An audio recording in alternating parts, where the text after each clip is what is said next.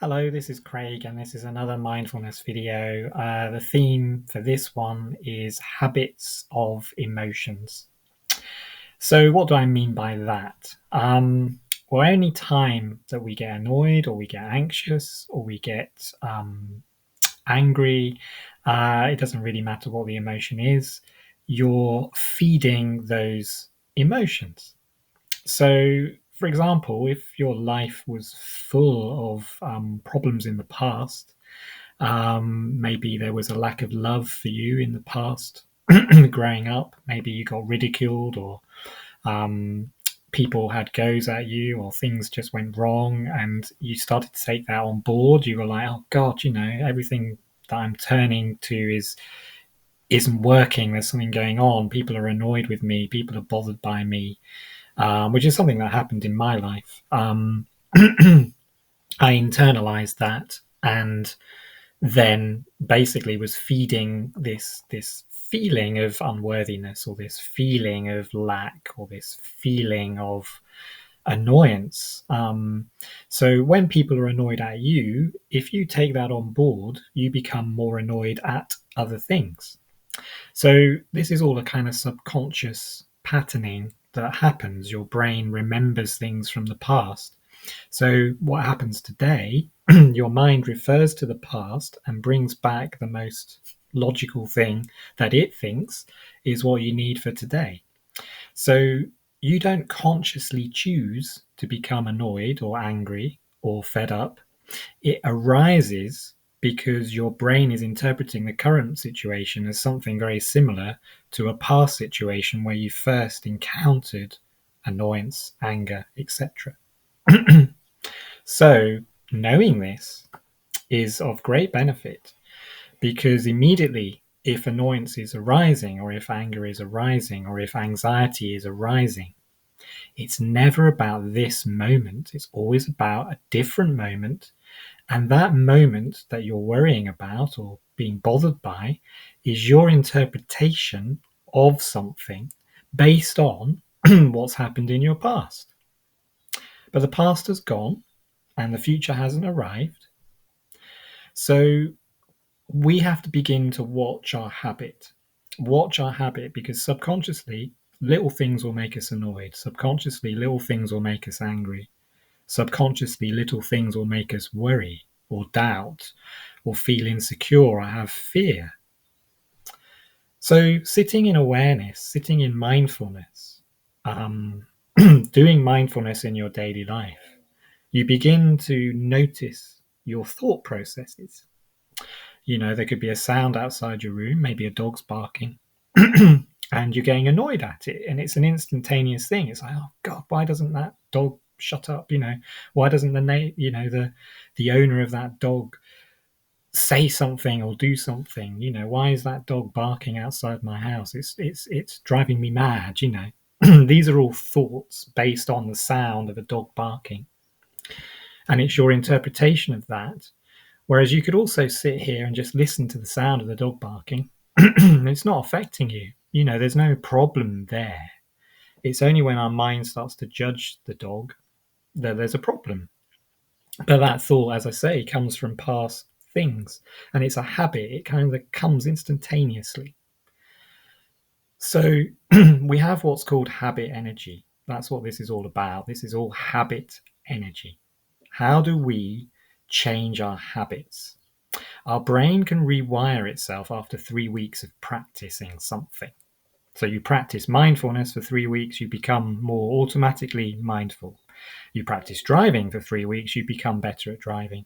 You practice walking for 3 weeks, you kind of know how to walk. It gets embedded into your subconscious. So it becomes a habit. I'm in a habit of speaking, but I don't know how I'm doing it.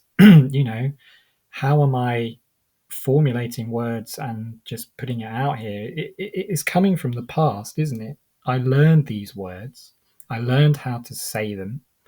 So I'm using the past in order to speak.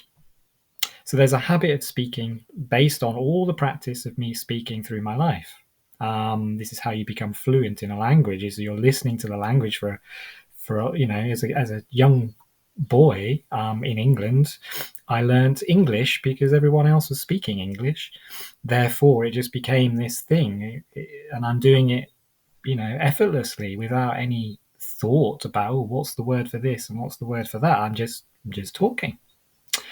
So this is the subconscious patterns. These are the habits that we are in. But we also have a habit of annoyance, or a habit of judgment, or a habit of anxiety, or a habit of anger. And this is because of our past and what's happened to us. But right here, right now, we can begin to shift that habit. If we notice we're getting annoyed, rather than just carry on subconsciously, and thinking about how awful something is, you can catch it like the dog, and you just go, right, I'm getting annoyed at the dog. It's barking. Can I, in this moment, now that I've caught that annoyance is here, can I come back to myself? Can I sit in the present moment? Can I be present? Can I just allow that sound of dog to just happen? It will stop eventually. You know, if there's things you can actually do, like you've got a loud TV, you can turn the dial down. You don't have to suffer with loud sounds. But if a loud sound is here and there's no control over what you can do with it, you can control your reaction to it, and this is controlling your habit of annoyance as well. The less annoyance that you have in your being, then your future will be less annoying too. You're kind of putting out annoyance. Every time you get annoyed, you're not separate to the field of consciousness. So your annoyance goes back out, and you'll find more things to get annoyed by. And even if you solve some of these annoyances, there's always going to be something else and something else, because you're in a habit. Same with anxiety. You might fix a thing, you might be able to plan something, and you get through that. The anxiety goes away, but it will come back because you're in this cycle. You're in this subconscious pattern of getting worried, doubting, and it's all to do with what's happened to you. So catching that with awareness is the first step to changing that habit. And as I say, if you can catch it and do something different, instead of just following the brain pattern of carrying on worrying or carrying on overthinking, you switch it up a bit. You think, right, I'm noticing I'm overthinking. I'm noticing I'm worrying. Stop that. Let me come back to the feeling of it in my body. There's anxiety here. I can breathe with that. There's annoyance here. I can breathe with that. Maybe I can mindfully walk. I can feel the ground under my feet. Maybe I can change what I'm focusing on. Maybe I'm drinking a tea, so let me focus on drinking my cup of tea. Or maybe I'm listening to music. Let's tune in to the sound of music. You're switching your focus. It's also changing your neurons up here. And after 3 weeks of practice, as I say, you start changing your habit. You start changing it. It's just the same as if you were giving up coffee for 3 weeks. If you manage to do that for 3 weeks, then the need for coffee is less. It still comes back occasionally, but you're starting to ease into it. So ease into your habits. Everything you do is a habit, whether it's talking, breathing, looking, how you look, how you walk, your posture, all of these things, it's all habit. It all becomes habitual, so we don't actually have to think about it. We just do things. It's very helpful. But noticing the habits that aren't very helpful, things that it's getting worse, your anxiety is increasing, your anger is increasing, your annoyance is increasing. This is what happens when we start getting into disorders. We have to go to anger management and things like this. It's because it's getting worse, because you're not seeing the habit of it. You have to observe that you're angry. You have to be with the anger and take care of it in the present moment. You have to breathe with it. You have to let go of the thoughts about it, because it is just thoughts. Emotions are thought forms, really, that generate a feeling in your body. So if you remove the thought, you also lessen the emotion. So the more you're just in feeling and less thinking, the better for you. You're changing your habit. I've now got this habit of mindfulness. So every time I see something going on in my body, I'm like, "Ooh, okay." Automatically, I'm like, "Oh, let me pause for a minute. Let me sit. Maybe I need to do a meditation, or maybe I just mindfully walk, or I just sit for a moment and just watch what's going on." And oh yeah, that's easy. It eases a lot faster the more I do it. In fact, it doesn't really arise much anymore. Anger, annoyance doesn't really arise that much anymore. Um, so what's left is kind of the pervading peacefulness and calmness of the present moment, the kind of awareness qualities. There's a benevolence and a kindness to awareness. It just observes, it doesn't judge or criticize anything. So you have to let go of the criticisms and just be where you are. You're a being of the cosmos. Awareness is going through you. You're not a human living in the world. The world is living through you as consciousness. You can't exist without consciousness. Otherwise, you wouldn't be able to see what you're doing, observe how you're talking, observe your thoughts. Consciousness is always there. You just have to come back into that and not into your subconscious, your habit. So that's why we practice mindfulness, and it means kind of a noticing. And you can do it all day. You could develop a habit of mindfulness all day. It's like, well, when I wake up, I'm noticing that I'm awake. I notice my feet on the ground. I notice the sound of my footsteps. I notice the sounds outside the room I'm in.